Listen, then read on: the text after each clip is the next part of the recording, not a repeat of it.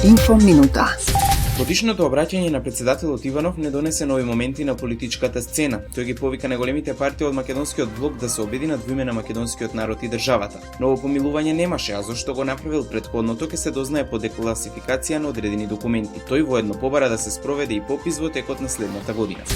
Агим Нухиу од ДУИ стапи на функцијата министер за внатрешни работи по денешното примопредавање на функцијата. Нухиу ќе биде начело на полицијата до формирањето нова влада, а по заминувањето на Оливер Спасовски се укинува и позицијата на дополнителен заменик министер. Пронајдена и третата црна кутија од рускиот Туполев 154, но извори од истрагата велат дека кутијата е оштетена. Сепак веројатно ќе може да бидат спасени дел од податоците. Во меѓувреме како причина за падот се наведува технички проблем со леталото.